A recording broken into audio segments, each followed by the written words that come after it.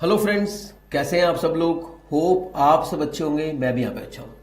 तो आज हम शुरू करने जा रहे हैं हमारा फर्स्ट चैप्टर यानी कि बेसिक कंसेप्ट्स। स्टूडेंट कहता है जी अगर ये फर्स्ट चैप्टर है तो पहली दो क्लासेस में हमने क्या किया था, वो कौन सा चैप्टर था।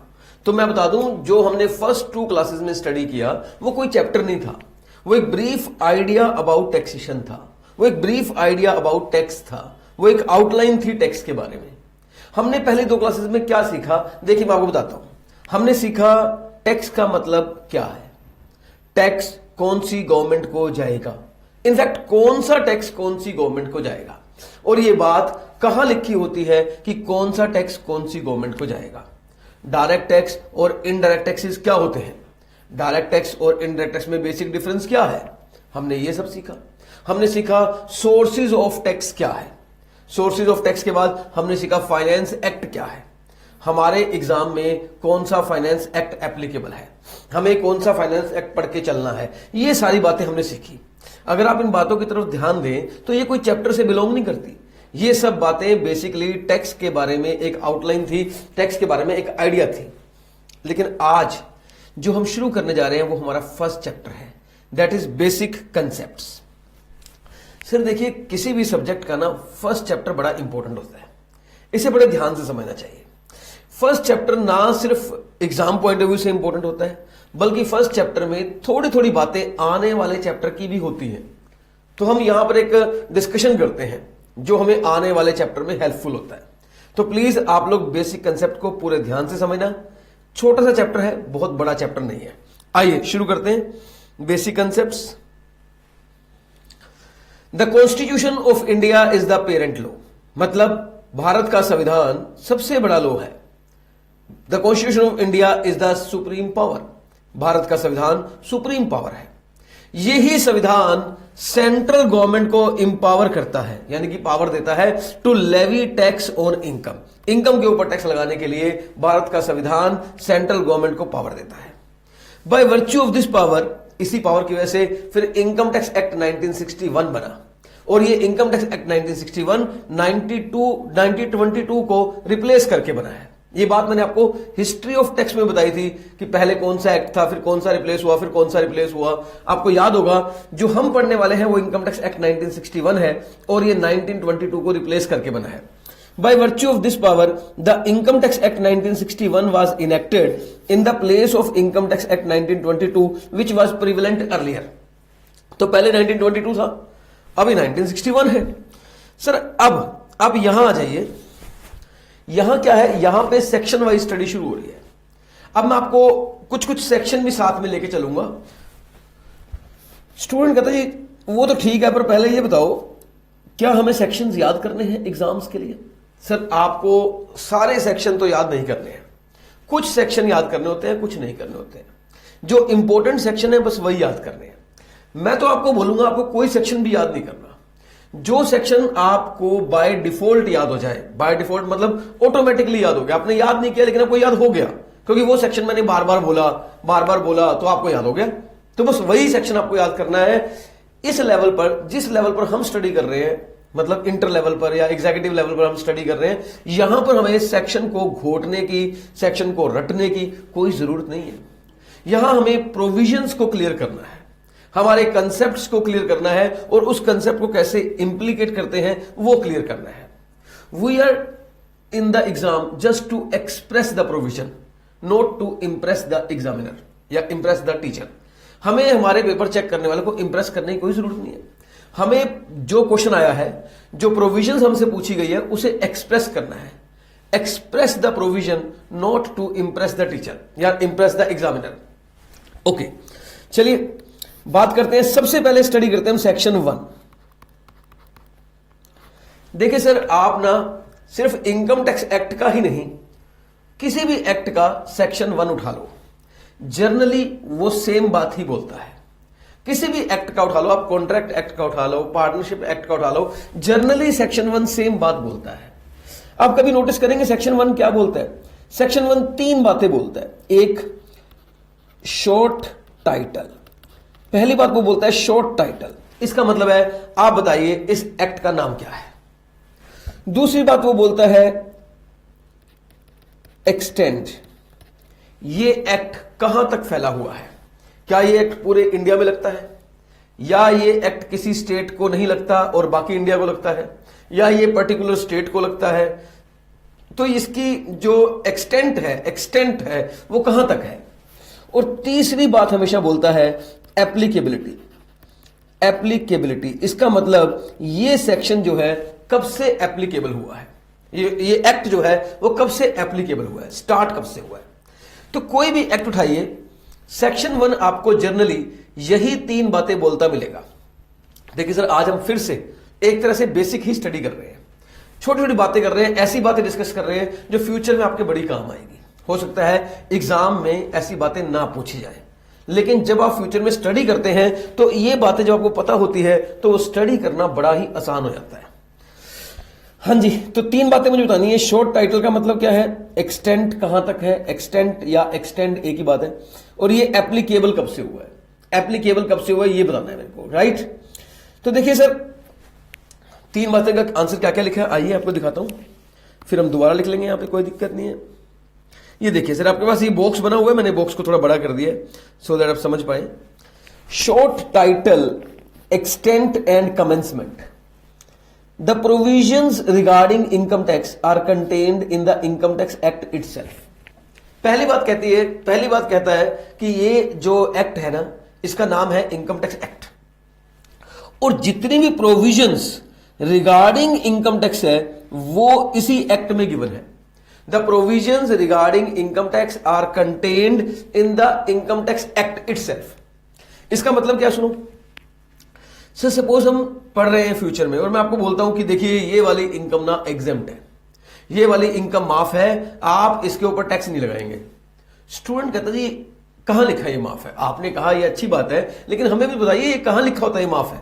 मैं बोलूंगा ये इनकम टैक्स एक्ट में लिखा है, मतलब जितनी भी provisions relating to income tax है वो सारी इनकम टैक्स एक्ट में लिखी हुई है। देखिए सर, हम लॉ पढ़ रहे हैं, हम कोई बिजनेस स्टडी या कोई इकोनॉमिक्स या कोई ऐसा सब्जेक्ट नहीं पढ़ रहे जहां हम कुछ भी बात कर दें, हवा में बात करें, कुछ भी बता दें एक दूसरे को, नहीं। हम लॉ पढ़ रहे हैं, हमारी कही गई हर बात लॉ में कहीं ना कहीं लिखी है, लॉ में कहीं ना कहीं लिखी हुई है, चाहे वो सेक्शन में लिखी हो, चाहे वो सर्कुलर में लिखी हो, चाहे वो जजमेंट से मैंने उठाई हो, कहीं ना कहीं उसके बारे में बात की गई है। हमारी हर बात के पीछे एक कारण है, वो कहां लिखी है ये सब क्लियर है। तो प्लीज हम जो लॉ पढ़ रहे हैं वो ऐसे नहीं है कि कुछ भी बोल दे, नहीं। तो the provisions relating to income tax are contained in the income tax act itself. तो सेक्शन 1 ने पहली बात तो ये क्लियर कर दी कि देखिए जितने भी प्रोविजंस इनकम टैक्स से रिलेटेड है वो सारी इनकम टैक्स एक्ट में गिवन है, ठीक है जी। तो इसका टाइटल भी इनकम टैक्स एक्ट ही हो गया। It extends to whole of India, ये पूरे भारत में लागू है। अब आप बोलेंगे sir is it applicable to Jammu and Kashmir also? Sir जब मैंने बोल दिया it extends to whole of India, मतलब it extends to whole of India including Jammu and Kashmir. Is it clear? तीसरा लिखा है it is applicable from 1 April 1962। हालांकि हमारा इनकम टैक्स एक्ट जो है वो 1961 है। अगर मैं लिखूं इनकम टैक्स एक्ट 1961 और मैं आपसे पूछूं ये कब से एप्लीकेबल हुआ है, और स्टूडेंट गैस करे तो कोशिश करेगा 1961 से बताने की, क्योंकि भाई गैस कर रहा है उसको नहीं पता। लेकिन मैं बता दूं ये जो एप्लीकेबल हुआ है ये बना 1961 में है, लेकिन इसकी एप्लीकेबिलिटी 1961 की नहीं है, इसकी एप्लीकेबिलिटी है 1 अप्रैल 1962 से। तो आपको याद रखनी है बात, क्योंकि 1 मार्क्स के क्वेश्चन में ऐसा पूछा जा सकता है कि बताइए ये कहां तक एप्लीकेबल है। तो 4 ऑप्शन आ जाएंगी, it extends to A whole of India, B whole of India except state of Jammu and Kashmir, whole of India except Sikkim, whole of India या नन ऑफ द अबव, इस तरीके से। तो आपका आंसर रहेगा whole of India. This act extends to whole of India. ये भी पूछ सकते हैं this act applicable from 1 January 1961, 1 April 1961, 1 January 1962, 1 April 1962। तो yes the answer is 1 April 1962। तो इस तरीके के क्वेश्चन आ सकते हैं। तो सेक्शन 1 हमने कर लिया। सेक्शन 1 में 3 बातें थी। शॉर्ट टाइटल था, शॉर्ट टाइटल में बोलूंगा दिस एक्ट में be called income tax act, this act में be called income tax act 1961। अगर आप टाइटल पूछेंगे इसका तो टाइटल तो इसका इनकम टैक्स एक्ट 1961 ही है। एक्सटेंड कहां तक है सर? ये एक्सटेंड है होल ऑफ इंडिया तक, होल ऑफ इंडिया। एप्लीकेबिलिटी कब से है? कब से है? तो ये एप्लीकेबल है 1 अप्रैल 1962 से। तो please tell me the section 1 is clear और not clear? Section number 1 is clear और not clear? Yes sir, section 1 हमें क्लियर हो गया है, वेरी गुड। आइए अब चलते हैं हम अपने सेक्शन 2 की तरफ। बस एक सेक्शन 2 मुझे करवाना है, थोड़ा सा बताना है आपको सेक्शन 2 के बारे में, एंड देन फिर मैं अपने नोट्स के ऊपर आ जाऊंगा। सर देखिए, सेक्शन 2 भी जनरली आप किसी भी एक्ट का उठा लो सेम बात ही बोलता है। सेक्शन 2 भी जनरली आप किसी भी एक्ट का उठा लो सेम बात बोलता है। क्या बात बोलता है सेक्शन 2? डेफिनेशंस। सर सेक्शन 2 में जनरली डेफिनेशन ही गिवन होती है, जनरली डेफिनेशंस ही गिवन होती है। लेकिन मैं आपको बताऊं, सेक्शन 2 में डेफिनेशंस गिवन है, अदर सेक्शन में भी डेफिनेशन गिवन होती है। ये थोड़ी है कि डेफिनेशन बस सेक्शन 2 में ही होती है और किसी सेक्शन में डेफिनेशन आएगी नहीं, बिल्कुल आती है। लेकिन जो डेफिनेशन सेक्शन 2 में गिवन होती है और जो डेफिनेशन अदर सेक्शन में गिवन होती है, उन दोनों में एक डिफरेंस होता है। ये समझना बहुत जरूरी है। फ्यूचर में इस टेक्स्ट को इजी बनाने के लिए यह बात समझनी बड़ी जरूरी है। सेक्शन 2 में जो डेफिनेशंस गिवन है और कुछ डेफिनेशन अदर सेक्शन में गिवन होती हैं। अदर सेक्शंस का मतलब हो गया अदर देन टू। तो डेफिनेशंस जो है वो सेक्शन 2 में भी गिवन है, अदर सेक्शन में भी गिवन है। जो डेफिनेशन सेक्शन 2 में गिवन होती है, ये डेफिनेशन किसी पर्टिकुलर चैप्टर के लिए नहीं होती, बल्कि ये पूरे एंटायर एक्ट के लिए होती है। जो बात आज आप डेफिनेशन 2 में पढ़ेंगे, जो बात आज आप डेफिनेशन 2 में पढ़ेंगे, जो डेफिनेशन आज आप सेक्शन 2 में पढ़ेंगे, जो डेफिनेशन आज आप सेक्शन 2 में पढ़ेंगे, वो आने वाले सारे चैप्टर्स में एप्लीकेबल है। मान लीजिए एग्जांपल के लिए एक वर्ड है पर्सन। पर्सन कौन होता है? पर्सन कौन होता है? मान लीजिए इसको डिफाइन किया गया है सेक्शन 2 में और आपने सेक्शन 2 में पर्सन का मीनिंग समझ लिया। अब मान लीजिए किसी और चैप्टर में जाकर पर्सन लिखा हुआ है, तो उस पर्सन का मतलब वही समझा जाएगा जो आपने सेक्शन 2 में सीखा था।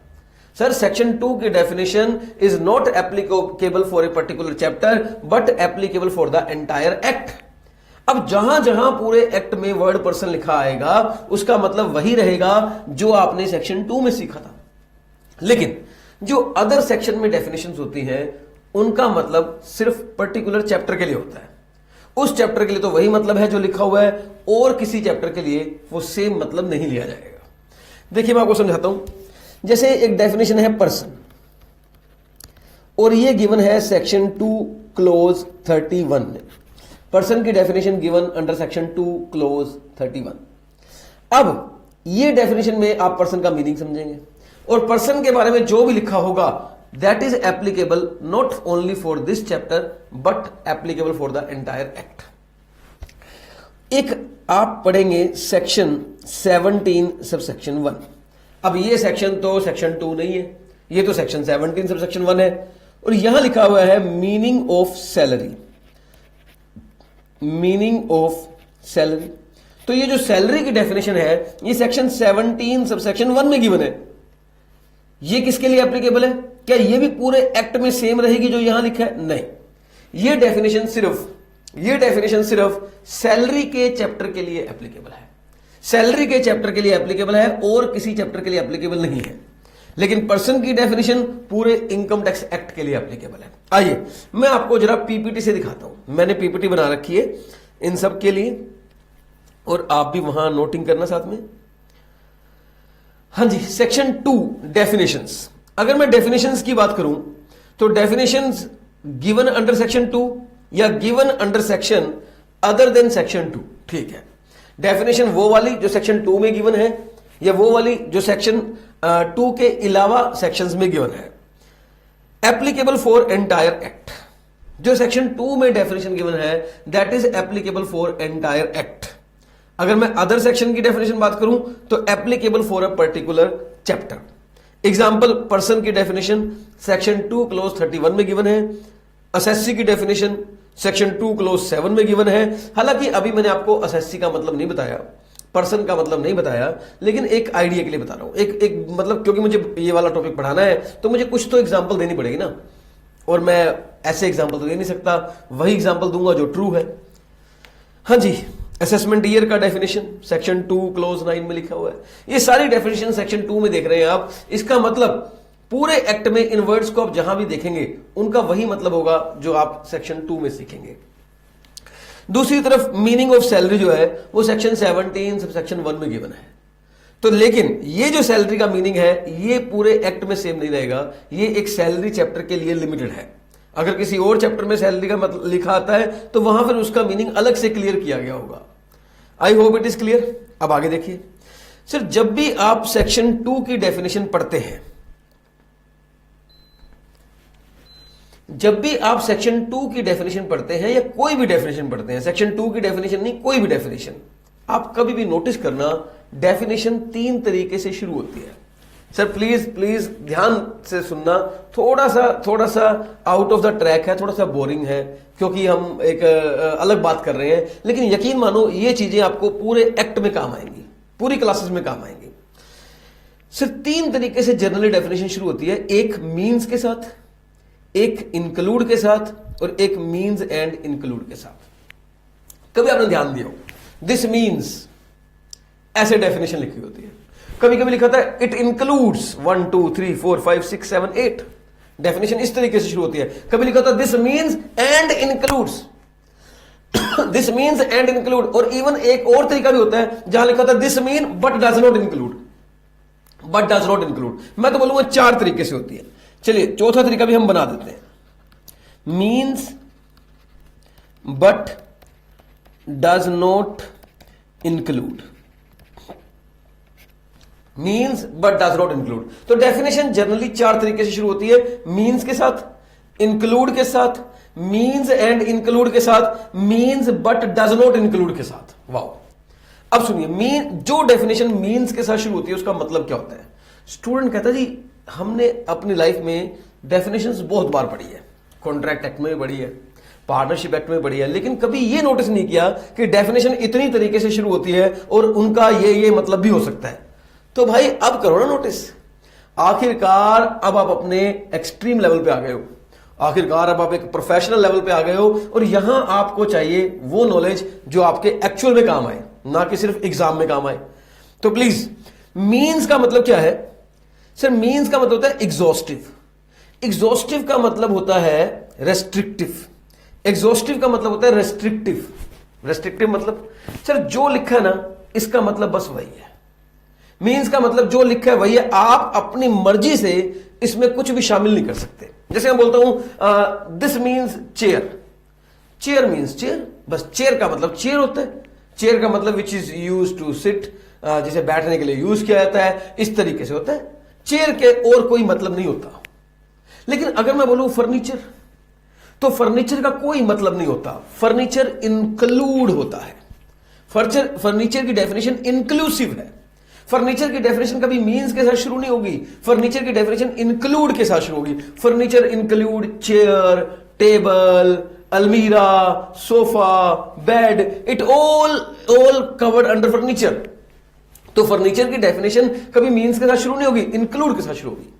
अगर मैं बोलूं गुलाब जामुन मीन्स, तो गुलाब जामुन एक मिठाई होती है लेकिन वो उसकी डेफिनेशन मीन्स के साथ शुरू होती है। गुलाब जामुन का मतलब गुलाब जामुन होता है। लेकिन अगर मैं बोलूं स्वीट्स, स्वीट्स का मतलब गुलाब जामुन नहीं होता, स्वीट्स इंक्लूड गुलाब जामुन, रसगुल्ला, जलेबी, पनीर जलेबी। अरे बाप रे, इतनी ऐसी बातें करेंगे भूख लग जाएगी ना।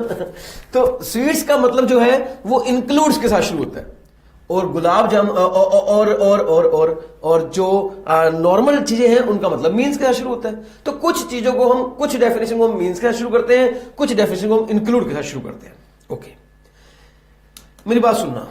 अगर मैं बोलूं furniture include, furniture include table, furniture include chair, furniture include अलमीरा, फर्नीचर इंक्लूड बेड, आप बताइए क्या डेफिनेशन खत्म होगी या फर्नीचर में अभी और आइटम आ सकती हैं? सर फर्नीचर में और बड़ी सारी आइटम आ सकती है। क्या मैं फर्नीचर में आने वाली सारी आइटम लिख सकता हूं? क्या यह पॉसिबल है कि फर्नीचर में आज तक जितनी भी चीजें आती हैं वो सारी लिख पाए? सर ये तो पॉसिबल नहीं है, क्योंकि फर्नीचर में तो बहुत कुछ आ जाएगा। सर क्या क्या लिखोगे आप? तो फिर मुझे क्या करना चाहिए? सर आपको आखिर में जाके एटसेट्रा लिख देना चाहिए। या ये लिख देना चाहिए any other of the similar kind, कोई और चीज भी है लेकिन सिमिलर इनके जैसी है तो वो भी कवर्ड है। हाँ बिल्कुल सही है। लेकिन जब मैं किसी डेफिनेशन को इस तरीके से लिखूंगा कि जितनी मुझे याद आई वो तो मैंने सारी लिख दी, और लास्ट में मैंने इटसेट्रा का भी यूज कर दिया कि जो बच गया लेकिन फर्नीचर जैसा है वो भी फर्नीचर में आएगा, तो आप बताइए ये डेफिनेशन रेस्ट्रिक्टिव नेचर की हुई या एक्सटेंडिव नेचर की हुई? सर ये डेफिनेशन तो एक्सटेंडिव नेचर की हुई। ये डेफिनेशन इंक्लूसिव नेचर की है या नहीं है? बिल्कुल सर, ये तो है ही इंक्लूसिव नेचर की। तो मैं कहूंगा कुछ डेफिनेशन ऐसी है जो इंक्लूड के साथ शुरू होती है और वो इंक्लूसिव होती है। इंक्लूसिव अब एग्जॉस्टिव क्या होता है? जो डेफिनेशन मीन्स के साथ शुरू होती है वो एग्जॉस्टिव होती है। एग्जॉस्टिव का मतलब रेस्ट्रिक्टिव होती है, और जो इंक्लूसिव होती है वो एक्सटेंडिव होती है। एक्सटेंडिव मतलब बहुत वाइड होती है। सर मैंने आपको बता दिया, जैसे जो डेफिनेशन मीन्स के साथ शुरू है और जो डेफिनेशन इंक्लूड के साथ शुरू है। एग्जाम्पल देखिए sir, means and include hybrid. Means and include जो है वो हाइब्रिड डेफिनेशन है।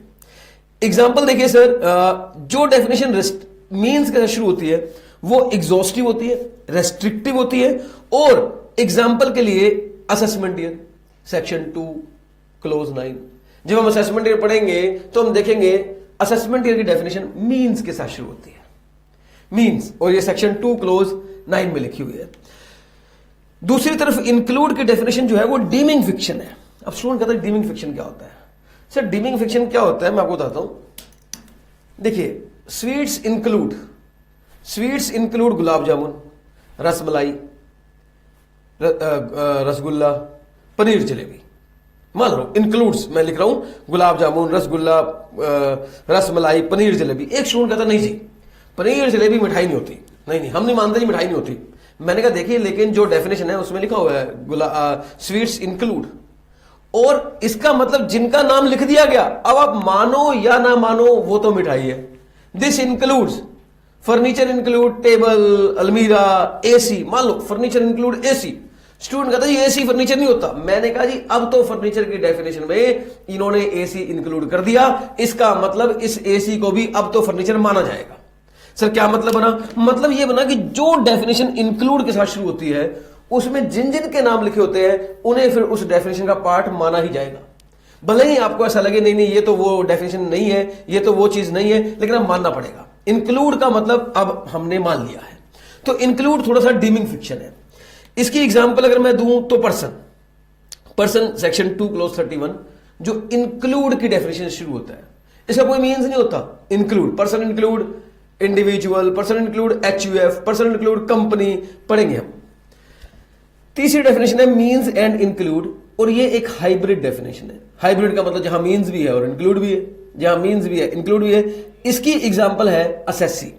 जब हम असेसी पढ़ेंगे तो हम देखेंगे असेसी मीन्स। पहले वो असेसी को मीन्स पार्ट में क्लियर करेगा कि असेसी का मतलब ये है, और फिर ये बताएगा assessee means and assessee includes, और इन लोगों को असेसी माना जाएगा। आप देखना आपको मजा आएगा असेसी पढ़ते समय। आपको लगेगा कि सर ये असेसी कैसे हुआ? मैं बोलूंगा लिखा हुआ है असेसी इंक्लूड, अब तो इसे असेसी माना जाएगा। भले ही आपको लगे ना लगे, अब तो ये असेसी है। तो assessee means and include. Sir ये डेफिनेशन, इस डेफिनेशन का मतलब है कुछ मीन्स है बट कुछ चीजों को बोला गया कि ये इसका पार्ट नहीं बनेंगे। मतलब मीन्स है लेकिन कुछ को बोला गया कि इनको नहीं मानना। इसकी डेफिनेशन की अगर आप मुझसे एग्जांपल पूछेंगे तो इसकी एग्जांपल है कैपिटल एसेट। इसकी एग्जांपल है कैपिटल एसेट, और ये सेक्शन 2 क्लोज 14 में गिवन है। जब हम सेक्शन 2 क्लोज 14 पढ़ेंगे तो हम देखेंगे वहां एक डेफिनेशन है, डेफिनेशन ऑफ कैपिटल एसेट। और कैपिटल एसेट की डेफिनेशन कुछ ऐसे ही शुरू होती है, कैपिटल एसेट मींस, और थोड़ी देर बाद बोलता है बट डज नॉट इंक्लूड। इसका मतलब तो ये है, लेकिन जो नीचे लिखे हैं इनको इस डेफिनेशन में शामिल नहीं किया जाएगा। प्लीज टेल मी डेफिनेशन किस किस तरीके से शुरू होती है, आपको क्लियर हुआ या नहीं हुआ? I hope it is clear.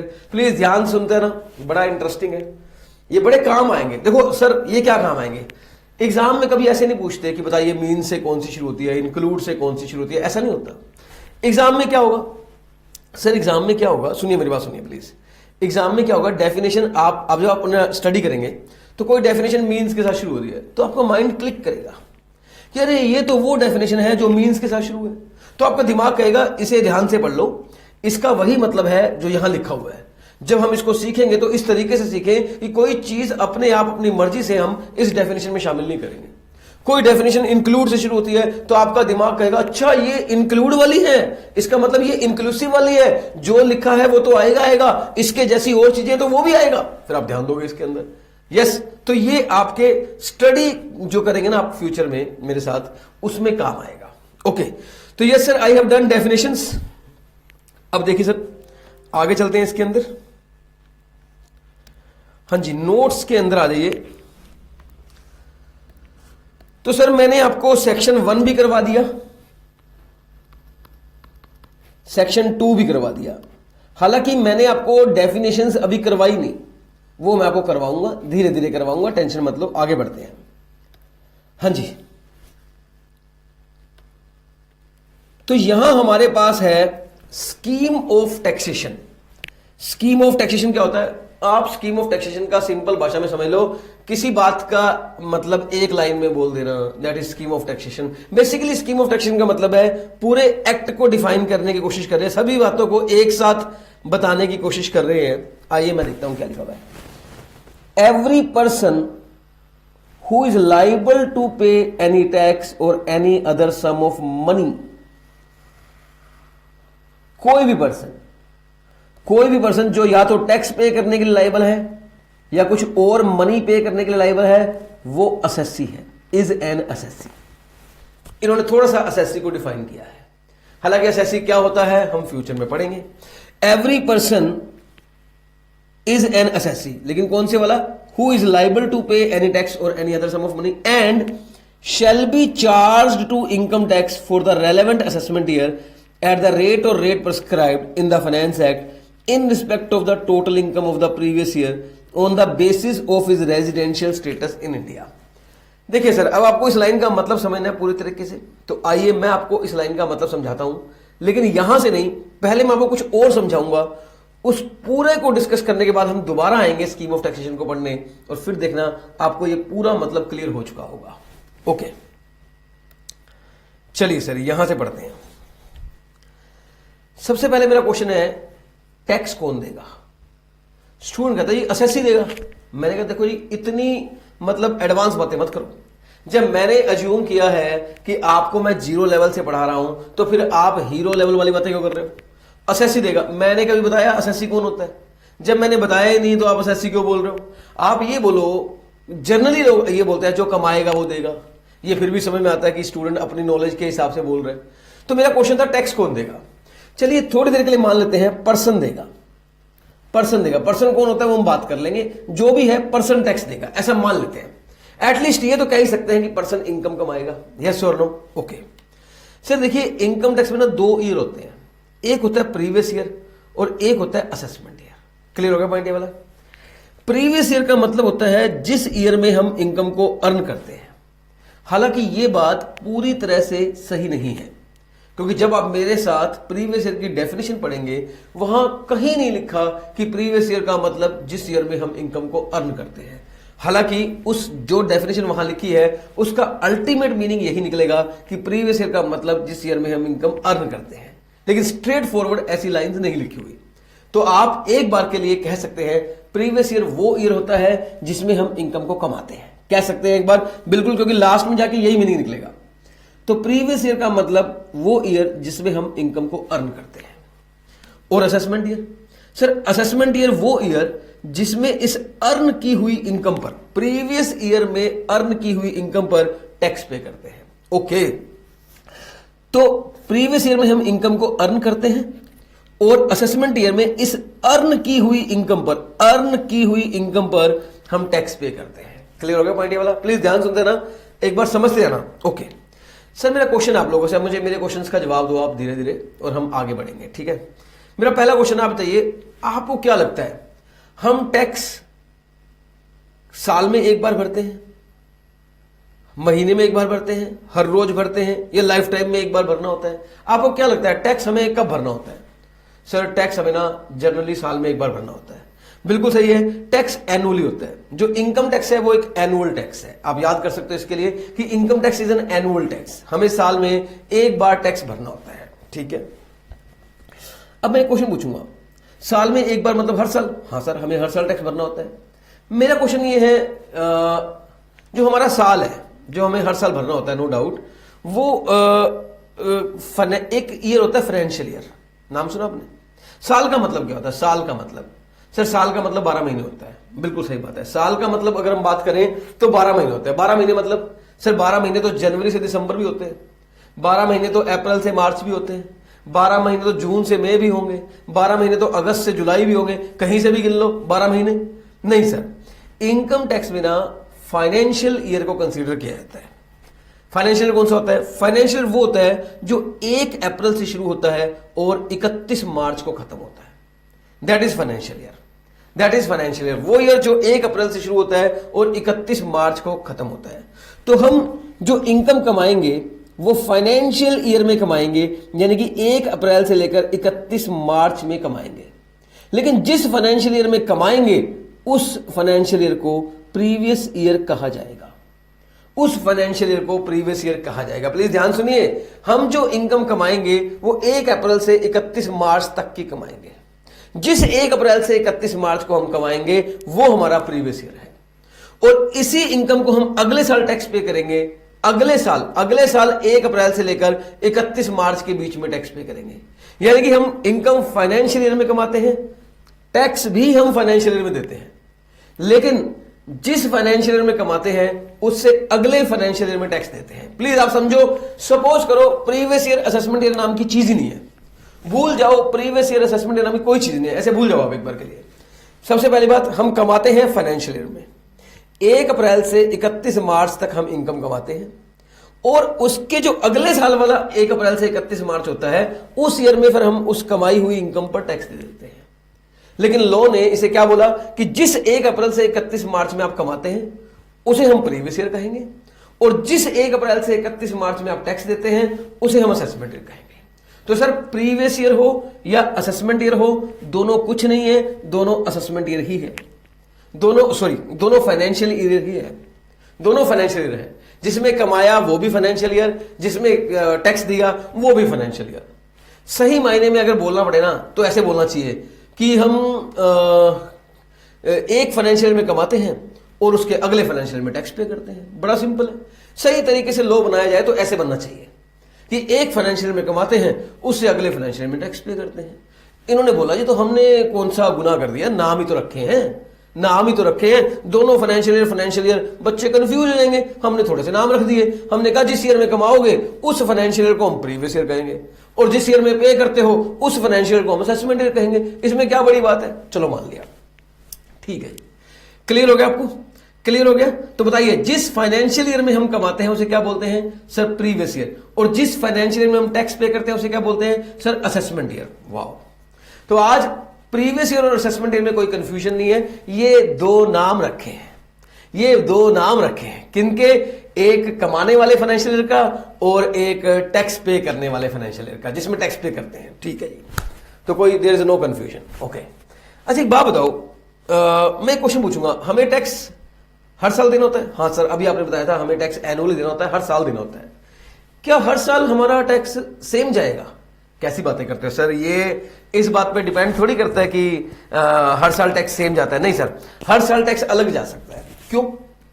मेरा क्वेश्चन है, प्लीज क्वेश्चन ध्यान सुनो। आप क्वेश्चन सुनोगे तो फिर क्लियर होगा, और जैसे जैसे क्लियर होगा वैसे वैसे आपको कंसेप्ट क्लियर होंगे। मेरा क्वेश्चन है, क्या हम टैक्स हर साल देते हैं? हाँ सर, हम टैक्स हर साल देते हैं।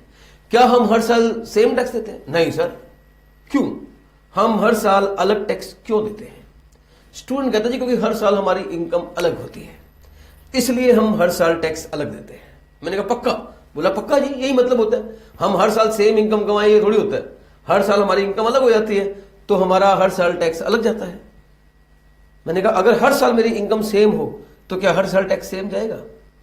देखिए, जो लोग जॉब करते हैं, जो लोग नौकरी करते हैं, उनकी तो हर साल इनकम लगभग सेम ही होती है। अगर मैं इंक्रीमेंट को इग्नोर करूं, बड़ी सारी कंपनियां हैं, बड़े सारे एम्प्लॉइज हैं जो काम कर रहे हैं और जिनका कोई इंक्रीमेंट नहीं होता। बेचारों की तनख्वाह 3 साल पहले भी 25,000 थी, आज भी 25,000 रुपये महीना है। 3 साल पहले भी 40,000 थी, आज भी 40,000 है। तो क्या उनका टैक्स हर साल सेम जाएगा? अब स्टूडेंट कंफ्यूज हो गया।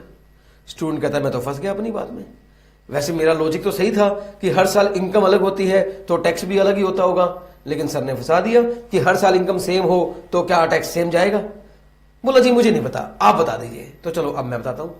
सर हर साल टैक्स अलग जाता है, ये बात सच है, लेकिन इसके पीछे एक नहीं दो वजह है। एक वजह तो डेफिनेटली ये है कि आपकी इनकम अलग होगी तो टैक्स अलग बनेगा, बिल्कुल सही बताया। इनकम ज्यादा होगी तो टैक्स ज्यादा बनेगा, हो सकता है अगले साल आपकी इनकम और ज्यादा हो तो टैक्स और ज्यादा बनेगा, ये वजह तो है ही है। लेकिन एक और वजह है, टैक्स के रेट्स। टैक्स के रेट क्या हर साल सेम होते हैं? क्या टैक्स के रेट में कोई बदलाव नहीं आता? हां सर बदलाव आता है, हर साल टैक्स चेंज होता है। क्या टैक्स के रूल्स सेम होते हैं? क्या टैक्स में एग्जम्पशन सेम होती है? क्या टैक्स में डिडक्शन सेम होती है, या हर साल चेंज होता रहता है? अरे सर अभी तो आपने समझाया था पिछली क्लास में, फाइनेंस एक्ट आता है, हर साल चेंजेस लेके आता है। हाँ सर चेंज तो होता है, चेंज तो होता है, हर साल कुछ चेंजेस आती है। तो सर इनकम टैक्स हर साल अलग जाता है, उसकी दो वजह है। एक तो आपकी इनकम हर साल अलग हो सकती है, और दूसरा उसके रूल्स भी अलग हो सकते हैं। उस इनकम पर टैक्स कैलकुलेट करने के रूल्स, उनके तरीके वो अलग हो सकते हैं, उनके रेट वो अलग हो सकते हैं। यस बिल्कुल सही है, यानी कि हर साल इनकम टैक्स के रूल कुछ ना कुछ अलग होते ही हैं, बिल्कुल सही बात है। तो सर ये बताइए मैं आपको कौन से साल का पढ़ाऊं? अब भाई पिछले साल कुछ अलग रूल थे, उससे पिछले साल कुछ अलग रूल है, उससे पिछले साल कुछ अलग रूल थे, मैं आपको कौन सा पढ़ाऊं? मैं आपको आपके एग्जाम के लिए कौन सा पढ़ाऊं? Yes sir. तो अब हमारी मुद्दे की बात आ गई कि प्रीवियस ईयर 1 अप्रैल से लेकर 31 मार्च तो होता है। प्रीवियस ईयर का मतलब जिस ईयर में हम इनकम करते हैं जिसके ऊपर टैक्स लगेगा, लेकिन वो हम कौन सा अप्रैल से मार्च वाला पढ़े? हम 1 अप्रैल 2019 से लेकर मार्च 20 वाला पढ़े, या 1 अप्रैल 2020 से लेकर मार्च 21 वाला पढ़े, या 1 अप्रैल 2018 से लेकर मार्च 19 वाला पढ़े? कौन से वाला पढ़े? आखिरकार हमारे एग्जाम में कौन सा आएगा, ये क्वेश्चन है। तो सर इसके लिए हम पढ़ेंगे फाइनेंस एक्ट 2020। फाइनेंस एक्ट 2020 जो होता है वो आपका असेसमेंट ईयर 21-22 के लिए एप्लीकेबल है। असेसमेंट ईयर बोला मैंने, यानी कि 1 अप्रैल 2021 से लेकर 31 मार्च 22 के लिए एप्लीकेबल है। इसका मतलब प्रीवियस ईयर कौन सा होता है? असेसमेंट ईयर से पहले वाला। पहले कमाओगे तभी तो टैक्स दोगे, तो ये हो गया 1 अप्रैल 2020 से लेकर 31 मार्च 2021 तक। दिखा देता हूं आपको। हाँ जी, तो हम पढ़ेंगे 1 अप्रैल 20 से लेकर 31 मार्च 2021। इस फाइनेंशियल ईयर में जो इनकम कमाएंगे आप, इस फाइनेंशियल ईयर में जो इनकम कमाएंगे, इसके ऊपर जो रूल्स एंड रेगुलेशन है इस इनकम को टैक्स करने के, वो फाइनेंस एक्ट 2020 में गिवन है, और इसका असेसमेंट ईयर बनेगा 21-22, यानी कि अगले फाइनेंशियल ईयर में। हमने कहा तो था जो इस फाइनेंशियल ईयर में कमाओगे उसका टैक्स आपको अगले फाइनेंशियल ईयर में देना है, यानी कि 21-22 में देना है। तो यस सर, अब मेरा क्वेश्चन क्लियर हो गया कि हमारा क्वेश्चन जो है, हमारा एग्जाम जो है, उसमें प्रीवियस ईयर 20-21 रहेगा और असेसमेंट ईयर 21-22 रहेगा।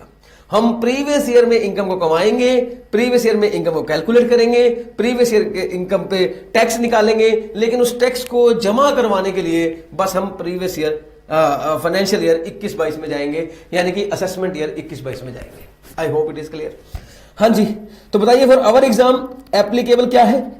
फॉर आवर एग्जाम्स हमारे एग्जाम्स के लिए एप्लीकेबल क्या है? सर हमारे एग्जाम के लिए एप्लीकेबल फाइनेंस एक्ट 2020 है, प्रीवियस ईयर 2021 है, और असेसमेंट ईयर 21-22 है। आई होप यहां तक आपको बिल्कुल क्लियर है। यस सर बिल्कुल क्लियर है।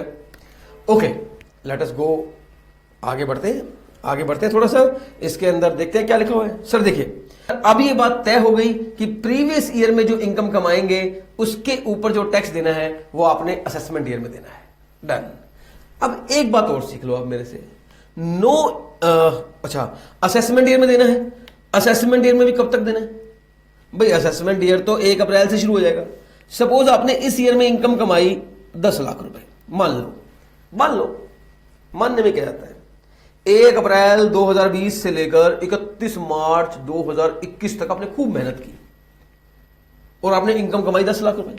सपोज इस 10 लाख के ऊपर टैक्स आपका बन गया 3 लाख रुपए। एग्जाम्पल के लिए मान लो, एग्जाम्पल के लिए आपने इनकम कमाई 10 लाख, टैक्स बन गया 3 लाख। अब ये 3 लाख आपको देना है गवर्नमेंट को। आप कहते हो जी मैं तो असेसमेंट ईयर में दूंगा। हाँ बिल्कुल सही है, लेकिन क्वेश्चन ये आया कि असेसमेंट ईयर में आप कब दोगे? असेसमेंट ईयर तो आपका 1 अप्रैल से शुरू होगा और 31 मार्च तक चलेगा। क्या ये टैक्स आपको साल के पहले दिन देना है, क्या ये टैक्स आपको साल के आखिरी दिन देना है, या इन बिटवीन देना है? क्वेश्चन ये है। तो आपने 20-21 में इनकम कमाई 10 लाख, उसका टैक्स बना 3 लाख और आपको ये 21-22 में जमा करवाना है। बट द क्वेश्चन इज कब? तो सर जब टैक्स जमा करवाना होता है उसकी एक डेट होती है और इस डेट को हमारी भाषा में बोलते हैं ड्यू डेट। ड्यू डेट याद रखना, इसे बोलते हैं ड्यू डेट। और ये डेट है 31 July of assessment year. A/Y जो मैंने लिखा है वो असेसमेंट ईयर है, या फिर 30 सितंबर ऑफ असेसमेंट ईयर। ये जो असेसमेंट ईयर है, ये जो असेसमेंट ईयर है, इसकी या तो 31 जुलाई को भरना है या 30 सितंबर को भरना है। 30 सितंबर को भरना है। 31 जुलाई मतलब ये साल अप्रैल में शुरू हुआ है, अप्रैल मई जून जुलाई, जुलाई का भी एंड, मोटा मोटा आपको 4 महीने मिल गए टैक्स जमा करवाने के लिए। हालांकि आपने कमा तो मार्च 21 तक लिया, कमा तो मार्च 21 तक लिया, लेकिन आपको टैक्स देने के लिए गवर्नमेंट ने 4 महीने दिए हैं। कोई बात नहीं, 4 महीने हैं, आराम से 31 जुलाई तक ले आना। और कुछ केसेस में 30 सितंबर तक का भी टाइम दिया है, यानी कि मोटा मोटा 6 महीने। अब मैं बताऊं 31 जुलाई और 30 सितंबर का क्या फंडा है, सुनो ध्यान से। सर स्टूडेंट कहता है जी एक बात बताओ, हमें अभी तक एक बात क्लियर नहीं हो रही। मैंने क्या कि सर एक ही इनकम के लिए 2 साल, एक साल वो कमाएगा, अगले साल इस पर टैक्स देगा, ये क्या बात हुई? अरे जब उसने 20-21 में कमा लिया तो 20-21 में टैक्स दे देता, कितनी बड़ी बात है भाई। जब आपने 1 अप्रैल से लेकर 31 मार्च 21 तक कमा लिया 10 लाख, तो टैक्स 31 मार्च को जमा करवाए जाते, उसमें क्या बात है?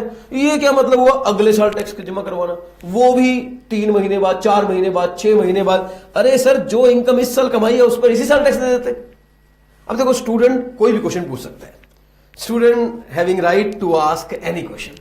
वो कहता है देखो जी मेरे दिमाग में आई बात, मैंने पूछ दी, अब आप बताना चाहो तो बता दो, आपको लगता है बेकार क्वेश्चन है तो मत बताओ, मैं भूल जाऊंगा इस बात को। मैंने कहा नहीं, मैं बता देता हूं, ये क्वेश्चन जेन्युइन है, दिमाग में तो आता है, लेकिन इस क्वेश्चन का बिल्कुल रेलेवेंट आंसर है। मैं कहता हूं सर 1 अप्रैल से लेकर 31 मार्च तक मैंने पैसे कमाए, इस पर टैक्स बनता है, इसका टैक्स मुझे गवर्नमेंट को देना है, बताओ कब तक दूं?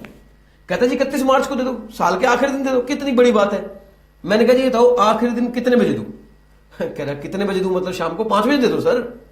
मैंने कहा अगर मैंने 5 बजे दे दिया और फिर मैंने 6 बजे इनकम कमा ली, तो भाई इनकम सिर्फ दुकान पे बैठ के थोड़ी कमाई जाती है, आजकल तो इनकम बैटिंग से कमाई जाती है, लैपटॉप पे बैठे कमाई जाती है, बिजनेस होते हैं, कोई और पेमेंट आ गई घर बैठे बैठे। आप बताइए अगर मैंने 5 बजे गवर्नमेंट को टैक्स दे दिया और मैंने 6 बजे इनकम कमा ली, ये इनकम पर टैक्स लगना तो रह गया, और ये भी इनकम इसी साल की है। आप बोलोगे सर 6 बजे दे देना टैक्स, मैं बोलूंगा अगर मैंने 9 बजे इनकम कमा ली तो? मैं तो रात को 11 बजे बैठा लैपटॉप पर कुछ गेम खेलने और मैंने वहां से कुछ पैसे जीत लिए, तो क्या वो मेरी इनकम नहीं है? और 11:30 बजे कमा ली तो, और 11:45 कमाई तो, और अगर मैंने 11:45 कमा ली तो फिर 12 बजे तक टैक्स कैसे दूंगा उसके ऊपर? पहला इश्यू तो ये आ गया। समझाने के लिए बोल रहा हूं, समझाने के लिए भाई ये कैसे पॉसिबल है कि 1 साल की इनकम पर टैक्स उसी साल दे दिया जाए? ऑब्वियसली आपको कुछ टाइम मिलना चाहिए उसके ऊपर टैक्स देने के लिए। और सुनो सर, इस आदमी ने 1 अप्रैल से लेकर 31 मार्च तक मान लो 100 लाख रुपीस कमाए हैं। ये एग्जांपल तो 10 लाख की थी, मैं 100 लाख की ले लेता हूं, 1 करोड़ की एग्जांपल ले ली मैंने। 1 अप्रैल 2020 से लेकर 31 मार्च तक एक आदमी ने 100 लाख रुपीस कमाए। आदमी पूरा बिजी है, सारा दिन पैसे कमाए जा रहा है, कमाए जा रहा है। 1 अप्रैल से लेकर 31 मार्च तक उसने 100 लाख रुपए कमा लिए, 100 लाख। आपसे मेरा क्वेश्चन, आप बताओ क्या हर कमाए हुए पैसे पे टैक्स लगता है? क्या हर इनकम जो हो जाती है उस पर टैक्स लगता ही लगता है? या ऐसा हो सकता है कि कुछ इनकम ऐसी भी हो जो एग्जेम्प्ट है, कुछ इनकम ऐसी भी हो जिनके ऊपर टैक्स नहीं लगता, और कुछ इनकम ऐसी है जिनके ऊपर टैक्स लगता है? प्लीज आप बताइए।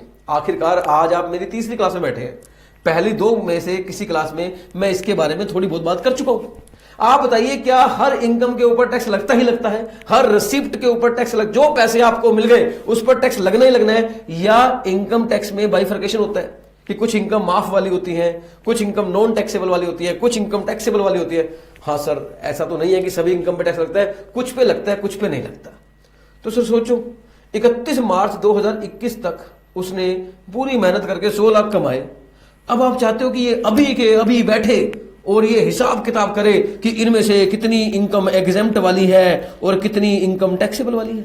अभी बैठे 31 मार्च को ही रात को बैठ जाए काम करने के लिए, और फिर टैक्सेबल वाली इनकम पे टैक्स कितना बनता है, अपने चार्टर्ड अकाउंटेंट को भी रात को बिठा ले घर पे, भाई तू बैठ, आज 31 मार्च है, आज तो मुझे टैक्स देना है। स्टूडेंट ने बोला है इस साल की इनकम पर इसी साल टैक्स क्यों नहीं, तो बताओ फंस गया बेचारा। गवर्नमेंट ने कहा जी वो स्टूडेंट की बात थी, आप इतना बुरा मत मानिए, छोड़िए ना उसकी बात को। हम जानते हैं आपने इतने पैसे कमाए हैं, आपको इन पैसों को बाइफरकेट करने के लिए, हिसाब किताब करने के लिए टाइम चाहिए। हम आपको 4 महीने देते हैं, हम आपको 6 महीने देते हैं, आप आराम से हिसाब किताब कर लीजिए। आप वो इनकम अलग कर लीजिए जिस पे टैक्स नहीं लगता, वो इनकम अलग कर लीजिए जिस पे टैक्स लगता है, और फिर जिस इनकम पे टैक्स लगता है ना, खाली उसी इनकम पर जो टैक्स बनता है वो हमें जमा करवा दीजिए। कोई बात नहीं, इस बात का बुरा मत मानिए स्टूडेंट की बात का। आप डोंट वरी, 1 अप्रैल से लेकर 1 अप्रैल 20 से लेकर 31 मार्च 2021 तक आप इनकम कमाइए। हम आपको बिल्कुल भी डिस्टर्ब नहीं करेंगे, हम आपको बिल्कुल परेशान नहीं करेंगे। आप बस कमाते रहिए, कमाते रहिए, कमाते रहिए। जब अगला साल आएगा तो आप रिलैक्स होकर बैठना, आपके पास 4 या 6 महीने होंगे, तब आप उन महीनों में आराम से कैलकुलेशन कर लेना कि कौन से महीने कितनी इस इनकम में से कितनी इनकम पर टैक्स देना बनता है और कितनी इनकम पर टैक्स देना नहीं बनता है। स्टूडेंट कहता है जी मुझे बात समझ में आ गई ना, बिल्कुल समझ में, यस और नो, बिल्कुल सर क्लियर हो गई। सर देखिए ना, नेचुरल सी बात है, अरे आप पूरा साल कमा रहे हो, आप साल के एंड में ही देना पड़ेगा टैक्स, ये कैसी बात हुई, थोड़ा टाइम तो मिलना चाहिए। सर ये 31 जुलाई का मतलब है आपको 4 महीने मिले हैं, अप्रैल मई जून जुलाई, और 30 सितंबर का मतलब आपको 6 महीने मिले। सर ऑब्वियसली बात है, जिन लोगों की इनकम ज्यादा नहीं होती होगी, जिन लोगों की इनकम कम होती होगी, उन्हें 4 महीने बहुत है। जिन लोगों की इनकम ज्यादा होती होगी, बहुत ज्यादा होती होगी, 200 करोड़ 100 करोड़, उन्हें थोड़ा टाइम ज्यादा मिलना चाहिए। तो सर जनरली ना इंडिविजुअल हिंदू अनडिवाइडेड फैमिली, अब हिंदू अनडिवाइडेड फैमिली अगर आपको क्लियर नहीं है तो छोड़ो, इंडिविजुअल समझ लो। इंडिविजुअल, मैं और आप थोड़े थोड़े पैसे कमाने वाले हैं, हम कौन सा अरबों में कमा रहे हैं, है ना, तो हम जैसे लोगों को 4 महीने पड़े हैं। लेकिन कंपनीज, अगर हम कंपनीज की बात करें, रिलायंस कंपनी, अगर हम टाटा की बात करें, तो भाई इन्होंने तो साल में पता नहीं कितने करोड़ों रुपए कमा लिए, अरबों रुपए कमा लिए, तो भाई इनको थोड़ा टाइम एक्स्ट्रा मिलना चाहिए। तो कंपनीज के लिए जो टाइम है वो 30 सितंबर है, और इंडिविजुअल वगैरह के लिए 31 जुलाई है। हालांकि ये अपने आप में एक अलग चैप्टर है जिसका नाम है रिटर्न ऑफ इनकम, हम पढ़ेंगे फ्यूचर में, होपफुली हमारा आखिरी में आएगा चैप्टर, लास्ट नहीं होगा, 3rd लास्ट चैप्टर होगा, बहुत आगे जाके आएगा, बहुत आगे जाके चैप्टर आएगा, लेकिन उसमें हमें बताया जाएगा कि किस पर्सन के लिए क्या क्या टैक्स भरने की डेट होती है। इंडिविजुअल के लिए 31 जुलाई होती है, किसी के लिए 30 सितंबर होती है, वो सब बताएंगे। तो मैंने आपको एक आइडिया दे दिया, मैंने पहले बताया था कि इस चैप्टर में हम आज आगे के चैप्टरों की बातें भी करेंगे। हाँ जी, तो हमने क्या सीखा सर? हमने सीखा जो प्रीवियस ईयर में इनकम कमाई जाती है, उस इनकम पर असेसमेंट ईयर में टैक्स देना होता है। स्टूडेंट कहता है अब मैं ये बात कभी नहीं बोलूंगा, अब मैं ये बात अच्छे समझ गया हूं कि जिस ईयर में जिस इनकम को प्रीवियस ईयर में कमाया जाता है उस पर टैक्स असेसमेंट ईयर में ही देना होता है, और वो भी या तो 31 जुलाई को या 30 सितंबर को, डिपेंड करता है कि वो पर्सन कौन है। बिल्कुल सही जवाब। एक और बात ऐड ऑन कर देता हूं, no income tax up to ₹2,50,000। Sir ये बात भी अपनी पूरी तरह से करेक्ट नहीं है, ये करेक्ट तो है पर इनकम्प्लीट है। मैं इनकरेक्ट तो नहीं बोलूंगा, ये करेक्ट है बट इनकम्प्लीट है। पर मैं क्या करूं, अभी के लिए मुझे इतना ही बोलना पड़ेगा, जब सही समय आएगा तो मैं वो डिटेल में जाऊंगा, लेकिन अभी के लिए तो मैं इतना ही बोलूंगा। आपने भी सुना होगा शायद नॉर्मली इधर उधर से, भाई 2.5 लाख तक तो इनकम माफ होती है, 2.5 लाख रुपए तक तो इनकम पे कोई टैक्स नहीं लगता, वही समझ लो। तो सर 2,50,000 रुपए तक कोई इनकम टैक्स नहीं लगता। सर स्टूडेंट कहता है क्यों 2.5 लाख तक इनकम टैक्स क्यों नहीं लगता? इसके 2 रीजन है, प्लीज मेरी बात सुनना। 2.5 लाख तक इनकम पर टैक्स क्यों नहीं लगता, इसके 2 रीजन है। रीजन नंबर 1, अगर सरकार ये कह दे जो भी इनकम कमाएंगे आप उसके ऊपर टैक्स लगेगा, अगर आप 1 रुपया कमाएंगे तो 1 रुपये लगेगा, कोई एग्जामिशन नहीं है। जो 2.5 लाख तक कमाएगा वो माफ होता है, ऐसा कुछ नहीं है। मान लो गवर्नमेंट ऐसे कह देती कि जितनी भी इनकम है सबको टैक्स देना पड़ेगा, चाहे थोड़ी सी हो चाहे ज्यादा हो, तो सोचो फिर तो लगभग इंडिया में हर आदमी को ही टैक्स देना पड़ता। भाई आप स्टूडेंट हैं, मैंने क्लास में एक टेस्ट लिया, मैंने बोला जो बच्चा हाईएस्ट मार्क्स लेके आएगा उसे मैं 1,000 रुपए का प्राइज दूंगा।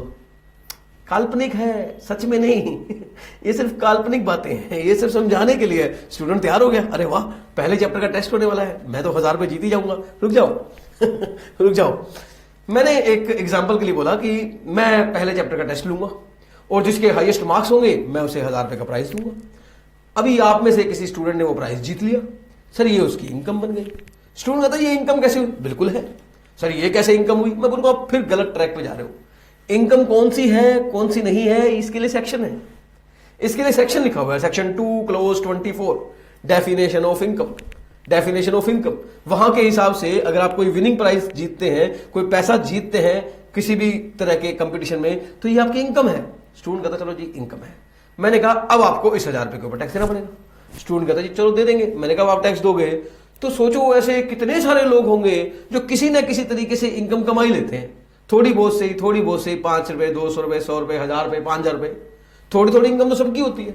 रिक्शा वाला भी पैसे कमाता है, हो सकता है वो पूरे साल का बेचारा 50,000 रुपए भी कमाता हो, लाख रुपए पूरे साल का कमाता हो, लेकिन कमाता है। पान वाला ये वो सब कमाते हैं इनकम थोड़ी थोड़ी। अगर सारे लोग सरकार के पास टैक्स देने चले जाए तो सोचो सरकार के पास कितनी भीड़ हो जाएगी। सरकार बोलेगी अरे बाप रे इनको हैंडल कौन करे, इतने सारे लोगों को हैंडल कौन करे, इतने सारे टैक्स देने आए हैं। अरे वेबसाइट हैक हो जाएगी। अगर मैनुअली चले गए तो 10 किलोमीटर तक की लाइन लग जाएगी डिपार्टमेंट के ऑफिस के बाहर, और अगर इलेक्ट्रॉनिकली देने बैठ गए तो वेबसाइट क्रैश कर जाएगी। सर अगर पूरा इंडिया टैक्स देने लग जाए, मतलब उसमें से मैक्सिमम लोग देने लग जाए तो होगा काम। तो एक तो सरकार ने ये कहा भाई ऐसा कुछ करो कि सारे ना आ जाए, एक तरीके से आए, ठीक है। दूसरा रीजन ये है कि आदमी कमाता है तो कुछ खर्चे तो उसके बेसिक होते हैं। अब किचन एक्सपेंस लगा लो, आदमी जीने के लिए खाना तो खाएगा, अरे उसमें से भी टैक्स लोगे क्या आप? मतलब पहले निवाले में से भी टैक्स लेके जाओगे क्या? पहला निवाला तो खा लेने दो। तो गवर्नमेंट ने बोला हम समझते हैं कुछ किचन एक्सपेंस होते हैं, कुछ छोटे मोटे एक्सपेंस होते हैं जो इंसान को अपने जीवन के लिए करने ही पड़ते हैं, कोई चॉइस नहीं है उसके पास। जो जिंदा है वो स्पेंडिंग है, अर्निंग हो या ना हो स्पेंडिंग जरूर है। देखिए आप कमाते हो या नहीं हो ये इंपॉर्टेंट नहीं है, लेकिन आप खर्च कर रहे हो, आप रजिस्टर लिख रहे हो, रजिस्टर पे पैसा खर्च हो जा रहा है, पेन की इंक चले जा रही है, खर्चा हुए जा रहा है। जी हाँ, आप बैठ के वीडियो देख रहे हो, वहां लाइट जल रही है, खर्चा हुए जा रहा है, लैपटॉप चल रहा है, खर्चा हुए जा रहा है, नेट लगा हुआ है, खर्चा हुए जा रहा है। आप स्पेंडिंग हो, स्पेंडिंग हर कोई है, अर्निंग हो ना हो स्पेंडिंग हर कोई है। तो गवर्नमेंट ने बोला भाई कुछ खर्चे तो ऐसे हैं जो होते ही होते हैं, तो एक काम करते हैं, एक अमाउंट डिसाइड कर लेते हैं कि इतने रुपए तक हम टैक्स नहीं लेंगे, इसके ऊपर अगर आप कमाओगे ना फिर टैक्स की बात करेंगे। तो इसलिए गवर्नमेंट ने एक मतलब अपने तरीके से अपने हिसाब से उनको जो ठीक लगा उन्होंने बोला there will be no income tax up to ₹2,50,000। 2,50,000 रुपए तक हम कोई टैक्स नहीं लगाएंगे। इसके दो फायदे होंगे। एक, जिन लोगों की इनकम 250 से कम है, 2,50,000 से कम है, एक तो वो इनकम टैक्स डिपार्टमेंट के दरवाजे में नहीं पहुंचेंगे टैक्स देने के लिए, यानी कि लंबी भीड़ लगने के चांस तो बिल्कुल खत्म हो गए। रिक्शा वाले, छोटे छोटे लोग जो थोड़े बहुत पैसे कमाते हैं वो सब तो इस कैटेगरी से बाहर हो गए। मतलब जो लोग 20,000 रुपए महीना तक की नौकरी करते हैं वो भी इस कैटेगरी से बाहर हो गए। वाह, 20,000 रुपए महीना अच्छी खासी इनकम होती है, मतलब बहुत बड़ी इनकम नहीं होती, लेकिन एक एवरेज इनकम है आज के जमाने में। और कोरोना की वजह से जो हाल चल रहा है, अब तो 20,000 रुपए भी बड़ी इनकम होने वाली है लोगों की। तो सोचो 20,000 रुपए महीना इनकम आप कमा रहे हो तो आपको कोई टैक्स नहीं देना, आप टैक्स कैटेगरी से बाहर हो, यानी कि बड़ी लंबी जनता बाहर होगी, यानी कि थोड़े से लोग ही रह गए टैक्स देने वाले। सोचो सोचो सोचो, आप हैरान हो जाएंगे। मैं आपको थोड़ी नॉलेज के लिए बता दूं, इंडिया में 138 करोड़ लोग हैं। क्या आप जानते हैं इनमें से कितने लोग टैक्स देते हैं? कितने लोग टैक्स देते हैं? Do you know? Maximum to maximum 4 to 5%। सिर्फ 4 से 5% लोग टैक्स पे करते हैं, बाकी लोग टैक्स पे नहीं करते हैं। मतलब वो कहते हैं कि हमारी इनकम नहीं है, we are not in the bracket of tax slab, इस 2.5 लाख से नीचे हैं हम लोग। तो इंडिया में सिर्फ 4 से 5% लोग टैक्स देते हैं। वाई? बिकॉज 2.5 लाख तक तो माफ है, और सारी जनता ये बोलती है जी हमारी तो 2.5 लाख तक इनकम है। जिनकी ज्यादा होती है वो भी 2.5 लाख तक बताने की कोशिश करते हैं। तो यस सर, अगर किसी पर्सन की, कंबाइंड पढ़ रहा हूं, कंबाइंड, अगर किसी पर्सन की प्रीवियस ईयर की इनकम, अगर किसी पर्सन की प्रीवियस ईयर की इनकम अप टू 2,50,000 है या 2.5 लाख तक है तो उसे कोई टैक्स नहीं देना, तो उसे कोई टैक्स नहीं देना। और अगर किसी पर्सन की प्रीवियस ईयर की इनकम 2.5 लाख से ज्यादा है तो उसे ज्यादा वाले अमाउंट के ऊपर टैक्स देना है, जितनी ज्यादा है उसके ऊपर टैक्स देना है। सर ये थोड़ा सा कंफ्यूजन हो जाता है कभी भी स्टूडेंट को। स्टूडेंट कहता है मान लो मेरी इनकम 3 लाख है। मैंने कहा ठीक है सर मुझे टैक्स देना पड़ेगा। मैंने कहा हाँ बेटा 2.5 लाख तक माफ होती है, 2.5 के ऊपर टैक्स देना पड़ेगा। एक बार एग्जांपल के लिए मान लो स्टूडेंट कहता है जी तो मुझे 3 लाख पे पूरे पे देना है या 50,000 पे देना है? मैंने कहा 50,000 पे देना है। जो 2.5 लाख माफ है वो माफ ही रहेंगे। तो जितनी ज्यादा होगी उसके ऊपर टैक्स देना है। मैं फिर से बोलता हूं, अगर किसी पर्सन की प्रीवियस ईयर की इनकम, अगर किसी पर्सन की प्रीवियस ईयर की इनकम 2.5 लाख से ज्यादा है, अगर 2.5 लाख तक है तो नो टैक्स, अगर 2.5 लाख से ज्यादा है तो उसे उस ज्यादा वाले अमाउंट पर असेसमेंट ईयर में, उस ज्यादा वाले अमाउंट पर असेसमेंट ईयर में या तो 31 जुलाई को या 30 सितंबर को, जैसा भी उसका केस है, उसे टैक्स देना पड़ेगा। प्लीज टेल मी, अब आपको कंबाइंड क्लियर हुआ या नहीं हुआ? सर हो गया। अब मुझे एक बार दोबारा समझाओ क्या हुआ।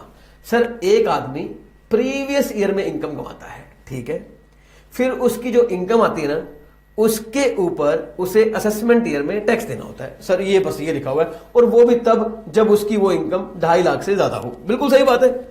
हाँ जी, तो यहां तक आपको बिल्कुल क्लियर हो गया। Wow wow wow wow. तो पर्सन, अब मैं आपके सामने ना एक और केस पढ़ूंगा। सुनो, मैं 2 केस ले रहा हूं, आप उन दोनों केस में मुझे आंसर देना प्लीज। और जब आप आंसर दे देंगे ना तो मैं एक नया कंसेप्ट ड्रॉ कर दूंगा। ये पर्सन है, केस नंबर 1, इसकी इनकम है total income, TI total income. हम ना एक्चुअली इनकम टैक्स में इनकम नहीं बोलते, टोटल इनकम बोलते हैं।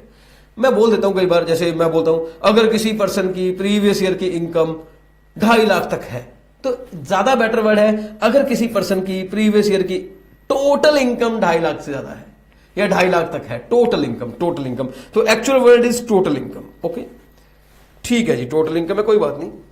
सपोज कोई पर्सन है, उसकी टोटल इनकम 2 लाख है, तो आप बताइए क्या इस 2 लाख पर टैक्स देना पड़ेगा? नो सर, क्यों? 2.5 लाख तक माफ होती है, आपने बताया है, बिल्कुल सही है। केस नंबर 2, अगर किसी पर्सन की टोटल इनकम 5 लाख है, तो सर 5 लाख है तो टैक्स देना पड़ेगा, 5 लाख है तो टैक्स देना पड़ेगा। ओके, लिख लेते हैं। अगर 2 लाख है तो टैक्स 0 बनेगा, 5 लाख है तो टैक्स देना पड़ेगा। कितना, वो बाद में। तो जिस आदमी को टैक्स देना पड़ता है, जिस आदमी को टैक्स देना पड़ता है, वो कौन था? पर्सन। जिसको नहीं देना पड़ता वो भी कौन था? पर्सन। लोग कहता है भाई एक आदमी टैक्स दे रहा है, एक आदमी नहीं दे रहा, दोनों को नाम पर्सन। हमने कहा जी पर्सन ही होता है। बोला नहीं, नाम बदलो, नाम बदलो। जो आदमी टैक्स दे रहा है अब उसे पर्सन मत बोलो, अब उसे असेसी बोलो। नया नाम, नई शोहरत, एक नया नाम मिल रहा है। क्या? अब आप पर्सन नहीं कहलाएंगे, असेसी कहलाएंगे। असेसी। मैं तो कहता हूं जब लोग आपको तू से तुम और तुम से आप कहने लगे, अरे वाह, जब लोग आपको तू से तुम और तुम से आप कहने लगे तो समझो आप पर्सन से असेसी बन गए हो। भाई जब आपकी कदर होनी शुरू हो जाए, लोग आपको आप कह के बात करना शुरू कर दे, तो आप फिर पर्सन थोड़ी हो, फिर तो आप बन गए असेसी। फिर तो आप बन गए एसएससी। यानी कि एसएससी वो होता है जो टैक्स पे करता है। अरे टैक्स पे करने वाला कोई आम आदमी होता है? वाह जी वाह, क्या बात कर दी। 2.5 लाख से ऊपर कमाता है बंदा और फिर टैक्स भी देता है, गवर्नमेंट को पैसे दे रहा है, देश के डेवलपमेंट में कंट्रीब्यूट कर रहे हैं। ऐसे आदमी को पर्सन कहना गलत है, ऐसे आदमी को कहा जाएगा एसएससी। वाह, देखो ना, जैसे एक स्टूडेंट है और वो मान लीजिए सीए कर रहा है। अब सीए, सीएस, सीएमए तीनों की एग्जांपल ले सकते हैं, कोई दिक्कत नहीं है। तो सर जैसे एक स्टूडेंट सीए कर रहा है, उसका नाम है रमेश, मान लो नाम है रमेश, तो मान लीजिए वो सीए बन गया। अब वो कहता है मुझे रमेश मत बोलो, सीए रमेश बोलो। अब मैंने कुछ हासिल कर लिया है, मैं अपना नाम बदल रहा हूं, मेरा नाम रमेश नहीं सीए रमेश कहा जाए। अपने सारे दोस्तों को बोलता है प्लीज अपने कॉन्टैक्ट लिस्ट में मेरा नाम एडिट करके सेव कर लो, सीए रमेश। एक आदमी डॉक्टर कर रहा है, डॉक्टर का कोर्स कर रहा है, एमबीबीएस कर रहा है, एमडी कर रहा है, वो डॉक्टर बन गया। फिर बोलता है मुझे रमेश मत बोलो, डॉक्टर रमेश बोलो। भाई एक नाम वो था जो आपके पेरेंट्स ने रखा था, एक नाम ये है जो आपने खुद रख लिया। इससे बड़ी अचीवमेंट क्या होगी? सोचिए, पेरेंट्स ने आपका नाम रखा, वो आपके लिए हमेशा भाग्यशाली है। आप बड़े भाग्यशाली हो, आपके पेरेंट्स ने आपके लिए ये किया वो किया, आपका नाम रखा, लेकिन उसमें आपका कोई कंट्रीब्यूशन नहीं था। लेकिन आपने अपना नाम खुद बदल लिया। अब आप रमेश नहीं सीए रमेश हो, आप मोहित नहीं सीए मोहित हो, आप रमन नहीं सीए रमन हो, सीएस रमन हो, सीएमए रमन हो। सोचिए, तो ऐसे में आपका थोड़ा सा अचीवमेंट तो हो गई। इसी तरह जो आदमी टैक्स पे करने लग गया, अब उसे पर्सन कहा जाना ठीक नहीं है, उसका नाम रखा जाए एसएससी। स्टूडेंट कहता है जी हमें तो एसएससी का कुछ कुछ मीनिंग भी क्लियर हो गया। मैंने कहा यही तो करवाना था, मैंने अभी आपको एसएससी करवाया नहीं है। एसएससी की क्लास एक सेपरेट क्लास है, वो आएगी आगे, और मेरे ख्याल में वो 40-50 मिनट में खाली एसएससी पढ़ेंगे हम। इतना लंबा डेफिनेशन एसएससी का। लेकिन सर ऊपर से तो आज आपको एसएससी का मतलब पता चल ही गया। हाँ सर, एसएससी का मतलब जो टैक्स पे करता है, बिल्कुल सही जवाब। एसएससी का मतलब जो टैक्स पे करता है, बिल्कुल उसे ही एसएससी कहते हैं। और ये बेचारा जो इतने ही कमा पा रहा है, जो कि टैक्स पे करने के लायबल नहीं है, इसका क्या नाम रखें? बोले सर इसका कोई नाम मत रखो, इसे पर्सन ही बोलो। ये पर्सन का पर्सन ही रह गया, ये पर्सन का एसएससी बन गया, ये पर्सन का पर्सन ही रह गया, ये एसएससी का पर्सन का एसएससी बन गया। आपने अपने घर में भी सुना होगा, तू गधे का गधा ही रह गया, वो देख डॉक्टर बन गया, वो देख एमबीए कर गया, वो देख सीए कर गया, सीएस कर गया, सीएमए कर गया, तू गधे का गधा ही रह गया। प्लीज डोंट माइंड, मैं कोई ताना वाना नहीं कस रहा हूं किसी स्टूडेंट के ऊपर, सीधी सी बात है। मैं तो अपनी एग्जांपल दे रहा हूं, अब मेरा काम एग्जांपल देना है और मैं तो एग्जांपल दूंगा। तो भाई पर्सन का पर्सन रह गया या पर्सन का एसएससी बन गया। तो देखिए सर, इस एग्जांपल के थ्रू मैंने आपको थोड़ा सा बातें और क्लियर कर दी। सर पूरे एग्जांपल को देखिए, ये पूरी एग्जांपल बहुत कुछ कह गई, मैक्सिमम टाइम यही लगा दिया हमने। बताओ टैक्स कौन पे करता है? एसएससी। अरे जब ये टॉपिक शुरू किया था तो आप में से किसी ने बोला एसएससी, मैंने कहा अरे क्लास की शुरुआत में ही इतना घातक वर्ड, इतना टेक्निकल वर्ड यूज कर रहे हो। एसएससी नहीं होता, पर्सन होता है, ऐसे बोलो। तो सर टैक्स हमेशा एसएससी ही पे करता है, पर्सन नहीं करता। लेकिन जब हम यहां थे तब तो हमें पर्सन ही सीखना था, तब तो हमें पर्सन ही सीखना था। तो चलिए सर, एक पर्सन है जो प्रीवियस ईयर में कमाता है, और अगर वो 2.5 लाख से ऊपर कमाता है तो असेसमेंट ईयर में एज एन एसएससी टैक्स पे करता है। I hope it is clear. Finance act 2020 पढ़ेंगे, यानी कि जो हमारा प्रीवियस ईयर है वो 2021 है और असेसमेंट ईयर 21-22 है। और हम फाइनेंशियल ईयर पढ़ते हैं, कैलेंडर ईयर नहीं पढ़ते हैं। प्रीवियस ईयर क्या होता है? वो ईयर जिसमें हम कमाते हैं। असेसमेंट ईयर क्या होता है? वो ईयर जिसमें हम टैक्स पे करते हैं। दोनों ही फाइनेंशियल ईयर होते हैं, दोनों ही फाइनेंशियल ईयर होते हैं। आप देखना सही मायने में लॉ क्या होना चाहिए? वो फाइनेंशियल ईयर जिसमें हम कमाते हैं और वो फाइनेंशियल ईयर जिसमें हम टैक्स पे करते हैं। तो भाई जिसमें हम टैक्स पे करते हैं वो सक्सीडिंग फाइनेंशियल ईयर होता है, और जिसमें हम कमाते हैं वो प्रोसीडिंग फाइनेंशियल ईयर होता है। भाई जिसमें हम कमाते हैं वो प्रोसीडिंग फाइनेंशियल ईयर है, जिसमें हम टैक्स पे करते हैं वो सक्सीडिंग फाइनेंशियल ईयर है। वो आगे वाला साल है, वो पीछे वाला साल है, बस यही है previous year assessment year, nothing else. Okay, थोड़ा सा एनालिसिस करवाऊंगा। ये एनालिसिस बड़ा इंटरेस्टिंग है, समझना। 1 अप्रैल 18 से लेकर 31 मार्च 2019। सर कैसी बातें कर रहे हो, हम 2021 में पहुंच गए प्रीवियस ईयर। अरे एक बार लिख रहा हूं, तो बताओ ये कौन सा ईयर है? स्टूडेंट कहता जी प्रीवियस ईयर है। मैंने कहा गलत, फाइनेंशियल ईयर है। कोई भी साल जो अप्रैल से शुरू होता है और मार्च को खत्म होता है वो फाइनेंशियल ईयर होता है। अब वो फाइनेंशियल ईयर प्रीवियस ईयर है या असेसमेंट ईयर है, ये फिर आगे बातों पे डिपेंड करता है कि उसमें आपने कमाया है या टैक्स भरा है। सीधी सी बात है। आप अप्रैल से मार्च देखते ही प्रीवियस ईयर या असेसमेंट ईयर जैसे शब्द मत बोला करो, आप फाइनेंशियल ईयर जैसा शब्द बोला करो। देखिए ना, अच्छा आप बताइए कैलेंडर ईयर कौन सा होता है? सर जनवरी से दिसंबर। तो फिर फाइनेंशियल ईयर कौन सा होता है? अप्रैल से मार्च।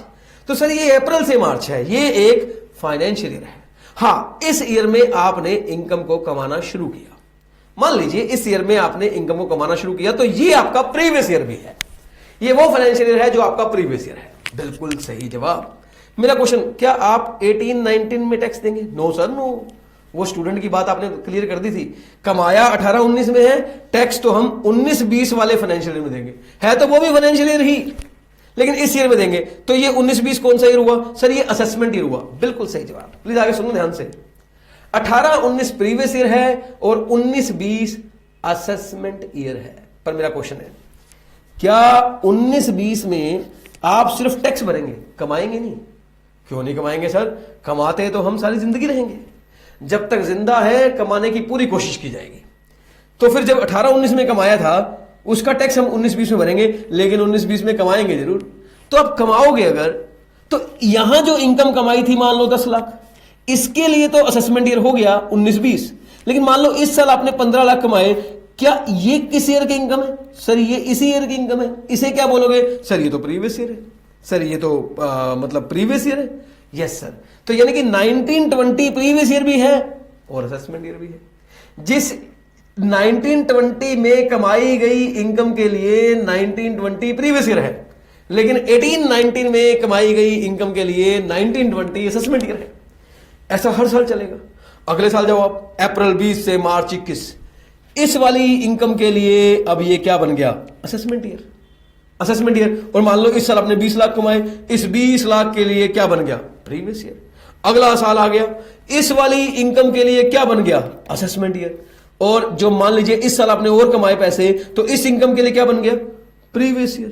Previous year. तो ये सिलसिला चलता रहेगा, ये सिलसिला चलता रहेगा। बस एक पहला साल होता है, very first year. Very first year जो होता है, वेरी फर्स्ट ईयर जो होता है, वो आपका प्रीवियस ईयर होता है, लेकिन असेसमेंट ईयर नहीं होता। फिर उसके बाद हर साल प्रीवियस ईयर भी होता है, असेसमेंट ईयर भी होता है। सर क्रक्स क्या निकला? क्रक्स ये निकला, ईच फाइनेंशियल ईयर, हर financial year, both previous year as well as assessment year. हर फाइनेंशियल ईयर प्रीवियस ईयर भी होता है, फाइनेंशियल असेसमेंट ईयर भी होता है। जिस ईयर में इनकम कमाई उसके लिए वो फाइनेंशियल ईयर प्रीवियस ईयर है, और पिछले साल में कमाई हुई इनकम के लिए वो फाइनेंशियल ईयर असेसमेंट ईयर है। असेसमेंट ईयर है। तो sir each financial year is both previous year as well as assessment year. Please tell me, आपको यहां तक क्लियर हुआ या नहीं हुआ? ओके सर, हो गया। अब सुनो मेरी बात। हाँ जी, अब देखो मैं आपको ना कुछ क्लैरिटी करना चाहता हूं, मेरी बात सुनना ध्यान से। मान लो कोई पर्सन है, ठीक है सर, वो टोटल इनकम कमाता है प्रीवियस ईयर में। हां ठीक है, उसकी टोटल इनकम है प्रीवियस ईयर में, तो असेसमेंट ईयर में उसे उसके ऊपर क्या देना पड़ेगा? टैक्स देना पड़ेगा। बिल्कुल सही है, बिल्कुल सही। अगर कोई पर्सन है, उसकी प्रीवियस ईयर की टोटल इनकम पर उसे असेसमेंट ईयर में टैक्स देना पड़ेगा। अच्छा एक बात बताओ, जो टोटल इनकम कमाएगा इसके ऊपर रेट जो लगेंगे, रेट्स जो लगेंगे, भाई मान लो उसने 20 लाख रुपए कमाए, तो क्या 20 लाख के ऊपर टैक्स देना पड़ेगा? ना सर। तो हाँ 20 लाख के ऊपर देना पड़ेगा, पर क्या पूरा 20 लाख टैक्स देना पड़ेगा? नहीं सर, वो तो रेट होते हैं 10%, 20%। तो वो रेट कहां लिखे होते हैं सर? वो तो फाइनेंस एक्ट में लिखे होते हैं। हाँ सर, पिछली क्लास में आपने बताया था। तो क्या मैं कह सकता हूं, अगर किसी पर्सन की प्रीवियस ईयर की टोटल इनकम, अगर किसी पर्सन की प्रीवियस ईयर की टोटल इनकम एक लिमिट से एक्सीड करती है, एग्जम्पशन लिमिट से एक्सीड करती है, एग्जम्पशन लिमिट से एक्सीड करती है, 2.5 लाख से ज्यादा करती है, तो असेसमेंट ईयर में उसे फाइनेंस एक्ट में दिए गए रेट के हिसाब से टैक्स पे करना पड़ेगा। प्लीज मेरी भाषा को सुन लो पहले। अगर किसी पर्सन की प्रीवियस ईयर की टोटल इनकम, अगर किसी पर्सन की प्रीवियस ईयर की टोटल इनकम, अगर किसी पर्सन की प्रीवियस ईयर की टोटल इनकम एक एग्जम्पशन लिमिट से एक्सीड करती है, तो उसे असेसमेंट ईयर में फाइनेंस एक्ट के रेट के हिसाब से टैक्स देना पड़ेगा। फाइनेंस एक्ट में जो रेट लिखे हैं उस रेट के हिसाब से टैक्स देना पड़ेगा। I hope it is clear. Yes sir, absolutely clear. Scheme of taxation देखो, स्कीम ऑफ टैक्सेशन। अगर किसी पर्सन की total income of the previous year, अगर किसी पर्सन की total income of the previous year exceed करती है, यहां एक्सीड लिखा नहीं लेकिन डोंट वरी, एक्सीड करती है एक एग्जम्पशन लिमिट से ज्यादा, तो उसे असेसमेंट ईयर में रेट और रेट्स जो कि फाइनेंस एक्ट में गिवन है उसके हिसाब से इनकम टैक्स देना पड़ेगा। इनकम टैक्स देना पड़ेगा। Every person shall be charged to income tax. जिनको अंडरलाइन करूंगा वही पढ़ना। Every person shall be charged to income tax for the relevant assessment year at the rate or rates prescribed in the Finance Act in respect of the total income of the previous year. जो उसकी total income of the previous year है उसके ऊपर उसे income tax के assessment year में finance act के rate के हिसाब से shall be charge to income tax, मतलब उसे टैक्स देना पड़ेगा, इनकम टैक्स। बोलो क्लियर और not clear? On the basis of his residential status in India. ये आगे आएगा चैप्टर। इसका मतलब है, लेकिन जो उसका टैक्स रहेगा ना इंडिया में, ये इस बात पे डिपेंड करेगा कि उसका इंडिया में रेजिडेंशियल स्टेटस क्या है। रेजिडेंशियल स्टेटस अपने आप में एक चैप्टर है, वो हम अभी आगे पढ़ेंगे, अभी नहीं पढ़ना उसको। तो वो रेजिडेंट है तो उसकी अलग इनकम बनेगी, नॉन रेजिडेंट है तो अलग इनकम बनेगी। बस इस लाइन में जो बच गई उसमें ये लिखा हुआ है, who is liable to pay tax और any other sum of money is called an assessee. उसे एसएससी कहते हैं। तो every person whose total income of the previous year exceeds the maximum exemption limit, every person whose total income exceeds the maximum exemption limit in the previous year then he has to pay tax in the relevant assessment year। लिखवा दूं मैं scheme of taxation अपने हिसाब से लिखवा दूं, लिख लो, paper में थोड़ा ना आएगा स्कीम ऑफ टैक्सेशन लिख के दिखाओ, ये तो हम एक ओवरऑल आइडिया ले रहे हैं इनकम टैक्स के बारे में। लिखो लिखो लिखो, every person whose total income of the relevant previous year, every person whose total income of the relevant previous year exceeds exemption limit, example के लिए मान लो 2.5 lakh. Every person whose total income of the relevant previous year exceed exemption limit, then such person has to pay tax in the relevant assessment year।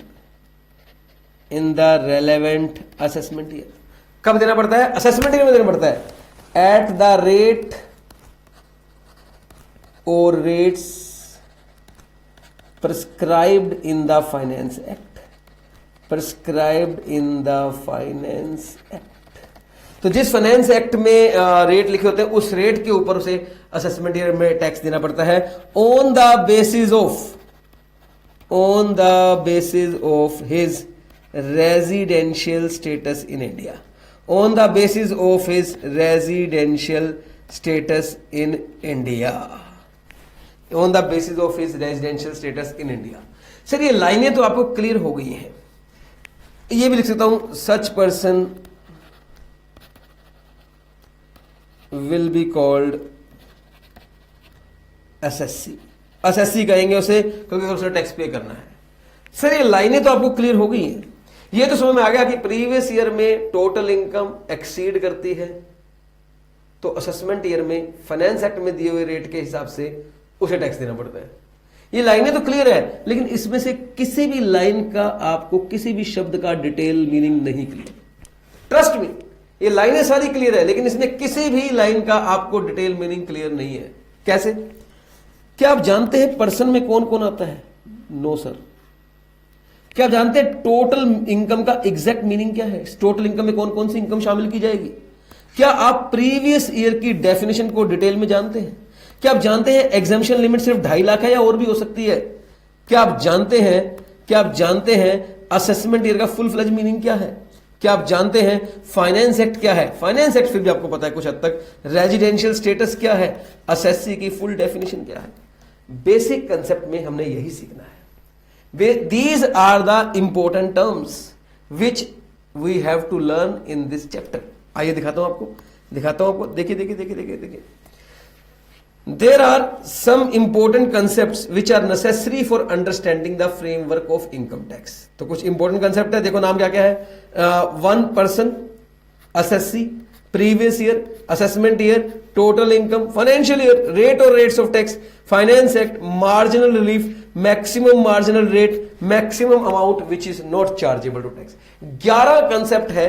There are 11 concept which we have to understand. तो basic concept के chapter में क्या आएगा? ये 11 concept की definitions. बस ये 11 चीजें सीखनी है। पर्सन कौन होता है, एसएससी कब बनता है। आपको सर एसएससी तो पता लग गया, जो टैक्स पे करता है वो एसएससी बनता है। मैंने कहा था कि एसएससी का डिटेल मीनिंग अभी पेंडिंग है, इतनी जल्दबाजी मत करो। प्रीवियस ईयर क्या होता है? 2 घंटे लगेंगे इसके ऊपर। प्रीवियस ईयर को एक्सप्लेन करने में 2 घंटे लगेंगे। असेसमेंट ईयर क्या होता है? टोटल इनकम का मतलब क्या है? फाइनेंशियल ईयर क्या होता है? रेट और रेट्स ऑफ टैक्स क्यों बोलते हैं? रेट का मतलब क्या है? रेट्स का मतलब क्या है?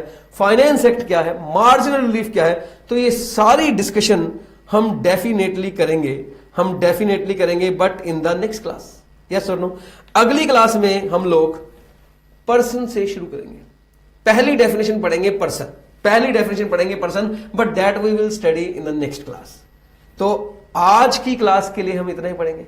Balance we will do the next class. Till then, bye bye.